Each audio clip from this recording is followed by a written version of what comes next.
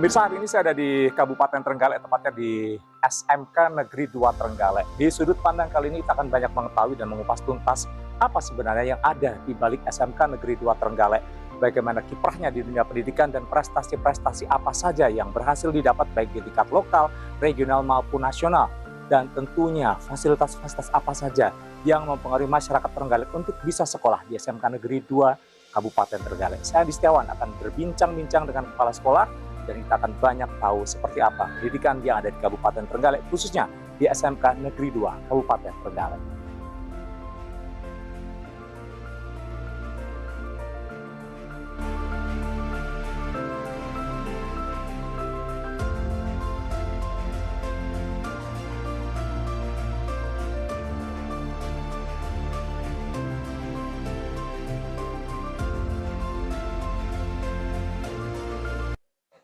Dan akhirnya setelah saya perjalanan jauh dari gerbang masuk ke beberapa lokasi naik tangga, ya dengan susah payah akhirnya ketemu dengan Kepala Sekolah SMK Negeri 2 Kabupaten Trenggalek. Tetap dalam sudut pandang melihat peristiwa dari sudut pandang yang berbeda, tetapi tetap objektif. Pak Nafi, kalau kita bicara sekolah di SMK Negeri 2 Kabupaten Trenggalek, kita mau tahu dulu sejarah singkat atau berdirinya, atau seperti apa, mungkin awalnya, ini ada berapa jurusan, berapa siswa, kalau kita boleh tahu seperti apa dari SMK Negeri 2 Kabupaten Trenggalek. Terima kasih. SMK Negeri 2 Trenggalek itu berdiri tahun 2004 dengan 2 jurusan, yaitu teknik kayu dan satu lagi tata boga dengan jumlah siswa 72 siswa. Boleh ada 2 kelas, jadi yang teknik kayu 1 kelas, yang tata boga 1 kelas. Jadi masing-masing 1 kelas. 1 kelas, 1 kelas. Total waktu itu hanya 72 rombel. Di tahun 2004 ya, masuk. Perjalanan dari tahun 2004 dengan 2 jurusan hanya 72 siswa. Sampai dengan sekarang. Saya mau tahu perkembangannya. Tapi begini Pak, Pak Hanafi sendiri masuk menjadi kepala sekolah dari tahun berapa? Saya masuk tanggalnya 14 Februari tahun 2024. 2024. Jadi masih 1 bulan, 1 tahun setengah yang lalu. 1,5, hampir 2 tahun. Hampir 2 tahun. Perkembangan yang dilewati selama jenengan ada di SMK Negeri 2 Kabupaten Trenggalek 1,5 tahun, seperti apa? Terima kasih. Jadi selama tahun ini saya 1 tahun setengah. Pertama saya lakukan adalah saya melihat potensi sekolah dulu. Dari SWOT saya, secara kasat mata saya bahwa di SMK 2 Trenggalek ini dari lokasi bagus.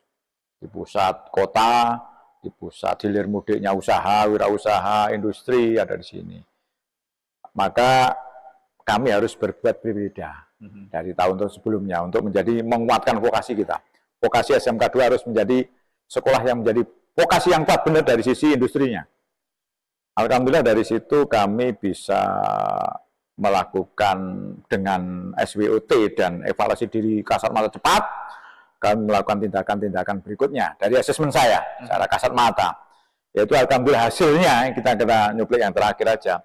Kita untuk CD grade di akademik dari tahun sebelumnya saya pertama masuk itu bahwa grade di akademik waktu melakukan penerimaan siswa baru, grade akademiknya kita diangkat di bawah 80, itu 79.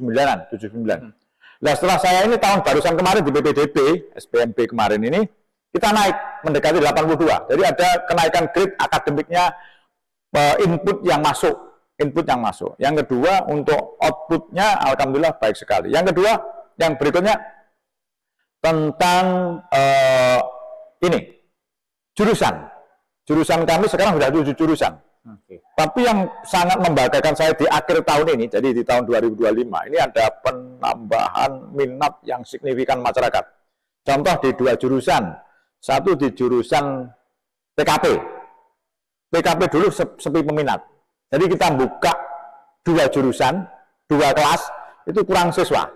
Nah, tahun ini saya tambahin menjadi 3 kelas, tapi malah hampir yang dapat hampir 5 rombel itu. Jadi menolak. Yang berikutnya di teknik pengelasan. Teknik pengelasan itu peminatnya luar biasa. Naik itu kita membuang hampir 3 kelas, 3 rombel itu. Itu adalah wujud dari mungkin suatu indikasi saya ada progres kepercayaan publik, kepercayaan masyarakat terhadap SMK 2 selama hampir 1 tahun setengah belakangan. Pak Hanafi, kalau kita bicara tentang sekolah dari tahun ke tahun, kurang lebih 5 tahun terakhir ini kan banyak sekolah yang kekurangan murid. Tetapi justru di SMK Negeri 2 Kabupaten Trenggalek 1,5 tahun terakhir membuang siswa Alhamdulillah, ya. sampai 2 kelas. Ya. Apa sebenarnya yang Anda lakukan sampai bisa membuat dari SMK 2 ini menolak segitu banyak murid yang harusnya mereka sangat berminat untuk masuk di sini? Ini konsep kami pada saat mengelola suatu satuan pendidikan, mengelola sekolah satu yang pertama. Yang pertama adalah branding sekolah dulu. Yang di branding apa? Standar pelayanan dulu. Standar pelayanan itu menyangkut apa? Standar tempat prakteknya harus satu, rapi, bersih, standar industri, dan elegan. Terus yang kedua, standar lingkungannya. Lingkungan harus nyaman. Nyaman apa? Keren, menyenangkan, tidak ada sampah, tidak ada kotoran, semua tertata rapi. Ini budaya industri. Jadi yang kita sentuh itu dulu. Pada saat tempat yang kita lakukan untuk pelayanan itu baik, insya Allah nanti akan menimbulkan kenyamanan dalam memperoleh ilmu, memperoleh budaya industri yang baik. Ini adalah penerapan budaya industri di sekolah kami. Semua sekolah, terutama yang vokasi seperti SMK, ini wajib menerapkan itu sebenarnya. Yang pertama lakukan apa? Tempat pembelajaran. Tempat pembelajaran harus berbudaya industri. Budaya industri apa lakukan? Ya tadi salah satunya, rapi, bersih, dan terawat. Ini lakukan pertama dulu. Yang kedua adalah standar pengajarnya, berarti tenaga pendidiknya. Maka mindset peserta didik adalah bagaimana seorang peserta didik, pendidik ini bersifat sebagai instruktur, sebagai seorang mentor, sebagai orang yang benar-benar menjadi pendamping siswa, menjadi coach-nya siswa, bukan sebagai pembelajar yang cuma menyampaikan teori. Jadi bagaimana dia mendampingi anak dan paham tentang kebutuhan anak, terutama kebutuhan industri. Jadi harus berkolaborasi dan bersignifikan apa yang menjadi asesmen industri. Ini tugas dari seorang guru. Ini harus kami benahi dulu. Alhamdulillah di sini saya menemukan SDM yang bagus. Mungkin ini perlu saya eksploitasi dari itu. Mungkin, mohon maaf, mungkin teman-teman itu perlu wahana, tempat eksplorasi diri yang harus terbuka. Jangan sampai kita bahasanya top down, kita lakukan bottom up di mana dia improve. Pada saat itu kita lakukan yang namanya pendampingan. Pada saat ada hal-hal yang signifikan itu tidak baik dalam tanda kutip, maka seorang leadership harus turun. Nah, di sini saya menemukan talenta-talenta SDM yang luar biasa dari sekolah-sekolah yang sebelumnya pernah saya pimpin. Ini adalah sekolah yang penuh SDM bagus. Maka kita tinggal memoles, kita memberikan kebebasan supaya guru-guru kami, tenaga pendidik kami, bahkan mungkin yang karyawan kami untuk memberikan ide, kami akan menampung ide itu bersama-sama untuk melakukan eksekusi dan aktualisasi diri dalam bentuk kontekstual ke kurikulumnya, lulusannya. Yang berikutnya, siswa. Siswa ini penting, karena apa? Siswa itu adalah produk generasi. Ini sesuai misi kami, bahwa siswa adalah sumber utama dari dua yang harus kita produksi. Produksi saya dan produksi budaya memproduksi barang. Budaya industri yang harus dilakukan siswa apa? Supaya anak lulusan kami ini benar-benar punya kebiasaan, punya budaya yang dibutuhkan oleh industri besar, perusahaan besar. Itu yang kami tekankan. Yang kedua adalah bagaimana siswa di sini ini benar-benar punya kemampuan eksplorasi diri, kenyamanan tadi. Maka yang diterapkan di sini dengan lingkungan yang baik, yang nyaman, yang kayak industri, yang bersih, yang rapi, yang elegan, yang dalam tanda kutip elitis kepada vokasi. Terus itu ada guru yang sebagai mentor, instruktur, sebagai seorang brainstorming, orang yang pendamping, orang yang menjadi coach bagi siswanya. Generasinya adalah produk kami nanti yang baik dengan budaya industri. Nanti match 3 nanti. Hasilnya apa? Di mix nanti hasilnya adalah lulusan yang benar-benar satu. Siap bekerja di industri besar. Dan ini sesuai kebutuhan rekrutmen di industri itu. Pak, memang kalau mendengar apa yang disampaikan Pak Hanafi itu begitu mudah ya. Ya.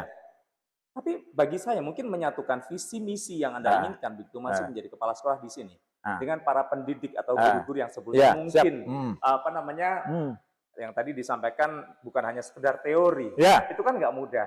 Apa kendala-kendala yang dihadapi waktu itu? Satu, saya tidak pernah ada yang namanya kendala. Oke. Kendala itulah dinamika. Dinamika itu improvisasi. Maka kuncinya satu, menyatu bumi dengan dunia vokasi. Jadi kalau saya di SMK 2, menyatu bumi dengan tanahnya di sini. Apa yang kita lakukan? Improvisasi dari apa yang ada sekarang. Kalaulah kita lihat, waduh ini sudah ada wakil manajemen mutu, lah kok mati? Ini kita hidupkan. Sudah ada pemancar radio, kok mati? Kita hidupkan. Dari bangun apa? Komitmen pertama. Kita lakukan komitmen apa, mau apa kita lagi. Komitmen yang bikin kita bersama. Indikatornya kita bersama. Mau diajak kemana? Maka itu harus aktualisasi diri. Eksekusinya, loh gimana? Kamu kan dulu menghendaki seperti ini. Kita bersama-sama loh, bukan sendiri. Jadi membangun komitmen pertama dengan semua stakeholder yang ada di sini. Mulai GTK-nya, mulai sampai carakannya. Carakan tukang bersih-bersih. Sekolah ini mau dibawa kemana? Saya coba lihat loh. Dari apa? Visi jenengan. Maka kita skala prioritas apa? Itu yang harus kami lakukan. Jadi bangun komitmen bersama dulu. Dalam tempo 1 bulan komitmen harus ada wujudnya. Dengan skala prioritas. Baru kita menginjak berikutnya apa yang menjadi prioritas berikutnya. Itu yang kami lakukan.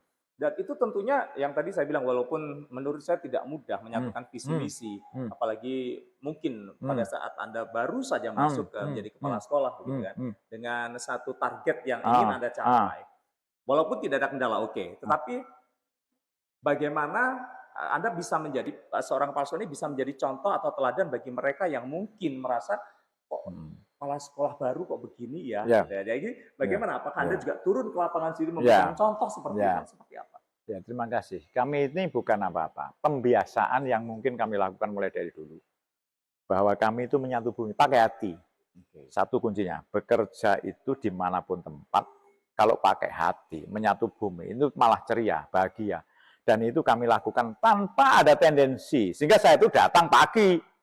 Kebiasaan itu saya tidak ingin guru-gurunya atau karyawan siswa gimana. Saya datang pagi, puter aja sudah, puter ke mana-mana sambil olahraga, saya puter keliling. Kalau ada sampah saya ambil. Sudah, nanti beliau kan tahu sendiri. Mungkin 1 hari dari pertama mungkin dia aneh. Aneh ini gimana? Terus kita branding depan. Gimana sekolah ini karena di kota supaya kesannya elitis, kita kesannya metropolis gimana? Kita lakukan tindakan-tindakan yang real, di branding, di casing dulu. Yang tempat-tempat yang sekiranya tidak baik, bagaimana ada hasil yang benar-benar spektakuler, itu akan menimbulkan apa ya, motivasi ke teman-teman. Akhirnya ya setiap pagi kita tunggu. Makin lama muncul orang-orang baru, kan kelihatan nanti. Kita baca, oh gesturnya gini, oh karakternya gini, akan muncul lagi kita ambil. Oh ternyata tambah lagi. Jadi keretanya jalan, saya tidak mau kereta saya berhenti. Kamu membaca gestur saya apa enggak? Visi saya di situ, saya punya visi pribadi. Visi pribadi saya itu harus tercapai dengan skala prioritas. Pada saat mengelola satuan pendidikan, saya punya ego, visi saya. Sekolah harus gini. Untuk itu saya akan berjalan so must go on apapun yang menjadi. Tanpa menegur, tapi saya melakukan eksekusi, mengaplikasi. Dan itu saya senang. Bukan ingin dinilai sama adik-adik GTK itu. Wah Pak, kepala sekolah gini, enggak. Wong saya sekalian ngomong, panggil aja saya Mas, itu aja sudah selesai. Maksudnya kita menyatu dengan apa yang. Dan itu kami lakukan insya Allah setiap hari selama saya tidak ada tugas luar. Itu bisa dicek. Selama 1,5 tahun, apa yang sudah dihasilkan dari visi misi jenengan? Satu, kami sudah melakukan job fair 3 kali. Itu adalah seruhnya sekolah, itu adalah di job fair-nya. Yang job fair itu adalah lahan di mana kita rekrutmen. Rekrutmen sudah 3 kali dengan melibatkan hampir setiap job fair. Ini tahun ketiga, maksudnya sudah 3 kali. Saya 1,5 tahun hampir 3 kali. Maka kami melakukan rekrutmen. Jadi job fair, tapi berasa rekrutmen, bukan job fair pameran. Jadi di situ adalah kurikulum vitae, ada HRD yang siap untuk melakukan rekrutmen. Prioritas di mana? SMK 2. Prioritasnya harus siswa-siswa kami. Dan ini kami lakukan. Yang kedua, berarti hari ini ada peningkatan. Sudah mendekati angka lebih dari 80% siswa kami yang 1 tahun setelah lulus, ini terbukti, ada datanya ini di BKK. Itu sekitar 84 sekarang, hampir 84, 83 lah. Yang sudah melakukan dari hasil kerja di mana, wirausaha apa, itu sudah. Jadi bisa dibilang bahwa 1,5 tahun ini usaha yang dilakukan Pak Hanafi sudah mencapai target? Belum. Kalau Belum. kita bicara angka 0 sampai 10 atau 10 sampai 100, kira-kira sudah berapa persen angka tingkat keberhasilan visi misinya dengan Gini, selama 1,5 tahun? Ya, satu, kami melakukan perombakan visi baru, mungkin sekitar 1 bulan yang lalu. Oh, baik. Visi saya berbeda. Hari ini visi SMK 2 Trenggalek berbunyi, mewujudkan generasi yang berkarakter, berbudaya industri, dan siap berkaya. Tahan nih, ada 3 macam. Berkarakter, berbudaya industri, dan siap berkarya. Ini harus kita capai. Kami ngambilnya apa? Prioritas dari yang karakter kita lakukan hari ini. Bagaimana membudayakan anak-anak itu ada jati diri tentang kebiasaan industri. Yang kedua, kebiasaan hidup sehat. Kebiasaan tentang menjaga lingkungan. Karakter itu. Bagaimana kita, alhamdulillah kita juga sebagai sekolah tertunjuk sebagai SMK religius yang kemarin untuk mewakili itu. Itu kan juga karakter. Itu Ya, karakter. biarpun belum sampai ke tingkat berikutnya. Yang kedua, kita juga dapat nominasi yang kemarin sebagai sekolah adiata, biarpun belum, masih pembenahan. Ini tadi. Terus yang berikutnya, kita juga sudah dipercaya tempatnya, base camp-nya untuk rekrutmen dari Indomarko, wilayah Tulungagung, Trenggalek, dan Blitar. Tempat base camp-nya rekrutmen Indomarko, membawa Indomaret ya, di sini. Ya, Itu semuanya ke sini, ini contohnya. Yang berikutnya bahwa SMK 2 ini di titik ini, kalau menurut saya masih banyak yang saya lakukan. Karena saya menuju bagaimana vokasi kuat dengan standar ruang kelas rasa seperti ini ruang RPS seperti ini. Nah, hari ini kan masih, lihat, belum, masih sekian persen. Target saya tahun 2026, satu, target dan tujuan ini. Pada saat saya tidak melakukan itu berarti gagal. 1 tahun di depan. Ya. Kita ngomong 1 tahun di depan. Kalau bicara keberhasilan, saya ini belum berhasil. Kalau enggak, saya enggak melangkah ke depan. Contoh, tujuan, ini tujuan dari penjabaran visi saya. Berkarakter, berbudaya industri. Yang ketiga adalah siap berkarya. 1. Setiap jurusan wajib hukumnya di tahun 2026 menambah 1 industri besar untuk MOU pasti. Maksudnya apa? Realitas. Kita hari ini sudah dengan Indomarko. Kita hari ini sudah merapat ke INKA.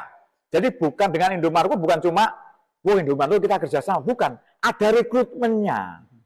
Ini kami lakukan. Tahun depan kita berhasil harus ada 7, karena ada 7 jurusan, 7 industri besar yang sudah kita rengkuh untuk menampung anak-anak kami, untuk magang sekaligus untuk rekrutmen dan anak kami diterima bekerja. Itu. Yang berikutnya adalah kami membuat karya, 1 siswa 1 karya. Karena kita SMK, paling gampang. Kita ada produk seperti ini, TPTU, TKP. Kita sudah siap tahun depan minimal 1 siswa 1 karya. Yang bisa dalam tanda kutip laku di pasaran, laku dalam wujud apa? Tadi siap berkarya. Budaya industri kita lakukan setiap hari. Jadi kami setiap minggu mengadakan kegiatan budaya industri. Setiap hari Jumat, bagaimana kita merapikan tempat, bagaimana kita menata yang namanya sepatu, bagaimana kita menata kebersihan, bagaimana kita merawat lingkungan sekitar mulai taman. Dan kebetulan MBG kami lakukan prototipe budaya industri. Jadi kami membentuk Pokja. Pokjanya bukan distribusi, tapi budaya rajin, setiap hari dilakukan, resik, rawat, rapi, dan efisien waktu. Jadi setiap hari kita pada saat pendistribusian MBG harus ada budaya itu. Dan hari ini sudah 25 menit. Kalau kemarin sudah sekian. Ini efektif efisien waktu. Jadi kalau budaya industri diterapkan, efisien waktu itu pasti terjadi. SOP-nya dipenuhi. Jadi itu yang kita setiap hari kita lakukan untuk anak-anak kita. Dan keterserapan siswa kami di tahun 2006 adalah angka wajib 85%. Jadi yang entrepreneur, yang bekerja, dan yang lainnya itu. 85% harus tercapai. Kalau enggak, saya berarti gagal. Itu. Sudah ditandakan. Jadi jangan kalau lihat di depan itu ada tulisan itu saya sepil cuma 4. Mungkin jalan pintu masuk gerbang ada sepil 4. Sebenarnya 10 itu. Saya ngambil 4. Karena apa? Bonus demografi itu yang menang SMK. Pada saat SDM-nya dikelola dengan soft skill yang bagus. Itu tugasnya satuan pendidikan. Tugasnya sekolah. Pada saat bonus demografi nanti ini tumbuh, anak-anak ini sudah siap. Peluang industri paling siap itu dari SMK. Jadi bukan yang namanya ancaman, ini peluang yang luar biasa. Tinggal satu, bentuk budaya industri, sudah. Udah dipakai, sudah. Semua berebut. Bagaimana dia berimprove, membuat jadi startup baru. Kita nanti menawarkan industri, kita ijon dengan industri kita datangkan. Itu pelajaran kita. Yang pasti, para pemirsa nanti kita akan, saya nanti boleh ya, keliling ke... Boleh, silakan, bagus. Kita juga akan lihat seperti apa proses kegiatan belajar mengajar dan juga fasilitas yang ada di SMK Negeri 2 supaya nanti selaras dengan visi misi yang dilakukan atau yang ingin dicapai oleh kepala sekolah. Jadi pastikan Anda selalu bersama kami dalam sudut pandang yang melihat peristiwa dari sudut pandang yang berbeda tetapi tetap objektif. Sesaat lagi saya akan keliling bersama Pak Hanafi, Kepala Sekolah SMK Negeri 2 Kabupaten Trenggalek.